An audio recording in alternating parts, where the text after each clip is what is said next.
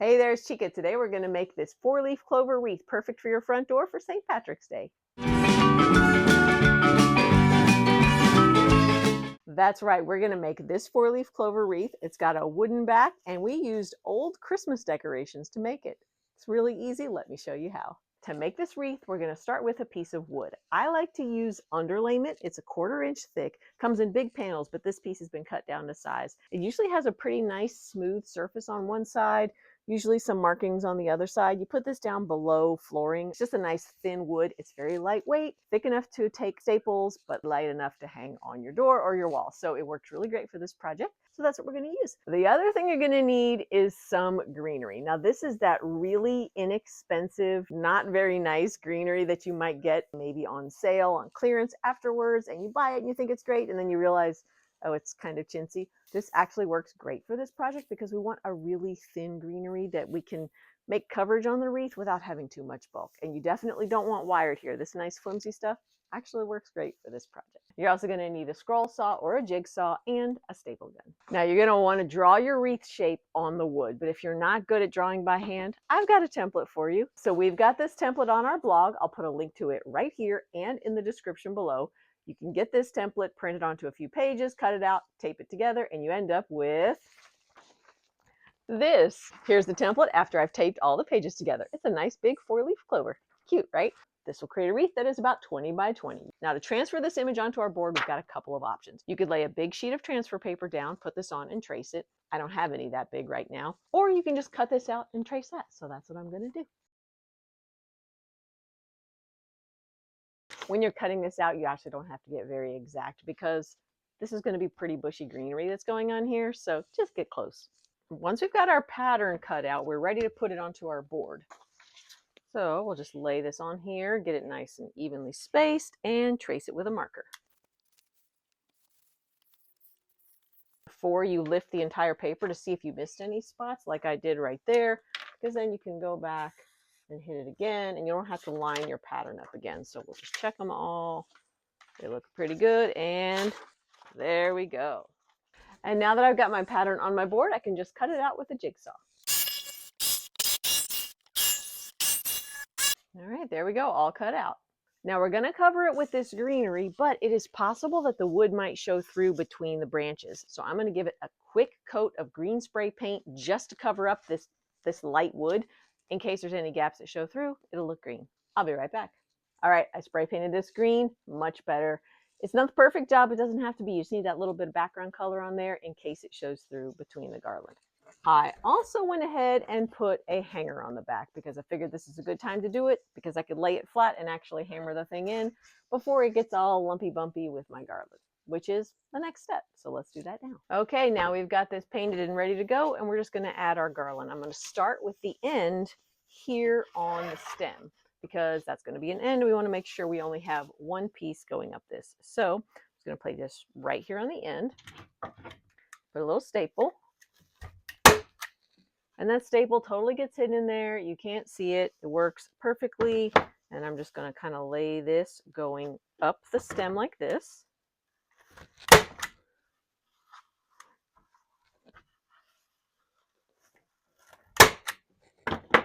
There we go. See how nice that looks? You can also see why it was so important to paint this green because that could have been showing into there. And also the edges. I made sure to paint the edges because I don't want any of that wood to show through.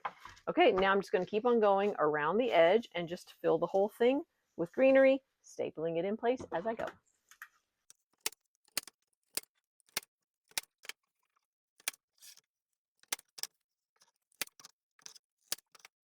Okay, I've done all the way around this petal, and now I'm going to go back and fill in the gap in the middle and then move on to the other petals.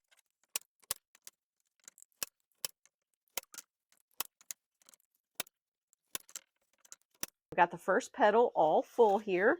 Looks really good, and now I'm just going to keep on going with this length and do all the rest of it.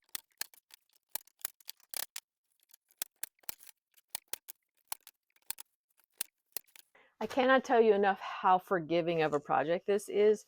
You can't see any of my staples. You can't see the path I'm taking. I'm just filling this spot and just as I go, covering it up. Really easy and really quick.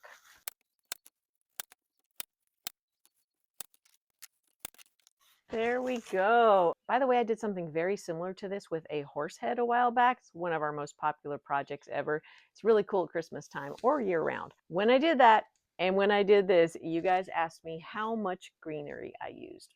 I forgot to measure both times, but I just went back and sort of did it again to figure out 8 to 10 yards for the whole thing. It may vary depending on how thick your greenery is, or if you use our pattern, or if you draw your own thing.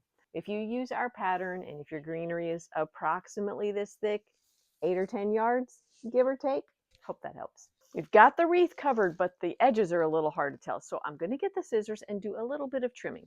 Like in particular here where the stem is, it was pretty thin on the back, but this garland made it look a little bushy. So I'm just going to get some scissors, do a little bit of trimming, and just kind of give it a haircut, polish it up a little bit.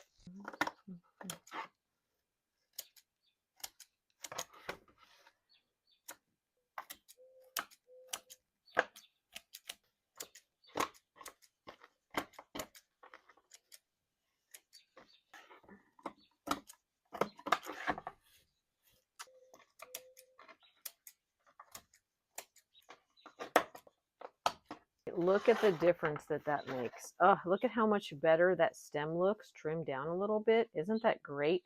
I'm making a pretty big mess down here, but that's okay. I can clean that up. This is worth it. Let's compare this shaggy edge to this cleaner edge. Oh yeah, that is going to make all the difference. I am so tickled with how this came out. Oh, look how much better it looks after it's trimmed. You really have to do that. Get those scissors in there and trim away that extra greenery. Just give it a little haircut. Okay, this is pretty cute on its own, and I do have a hanger on the back, so it's ready to hang. But I'm going to add one more thing. 4-leaf clover is great. This is a St. Patrick's Day decoration, so I'm going to add some rainbows. Okay, I got some rainbow ribbon and made this pretty bow. Isn't that cute? Now, I made this bow using my bow method. I have a separate video for that. You can check it out here in our feed. With this technique, you can make a nice, big, pretty full bow out of any ribbon, any size. So let's put this on our wreath. I'm just going to stick it on there with a staple, and it'll be ready to go. And here is the finished wreath, all done with a bow in the middle. Isn't it so pretty? I love this giant 4-leaf clover. It's perfect, ready to hang on my front door or anywhere else I want to hang it. And here it is on my front door. Isn't it adorable? This is the perfect way to welcome people to your home on St. Patrick's Day with a lucky 4-leaf clover. I hope you enjoyed this video and are inspired to make your own 4-leaf clover wreath. And don't forget to subscribe so you don't miss our next project. Thanks so much for watching. See ya.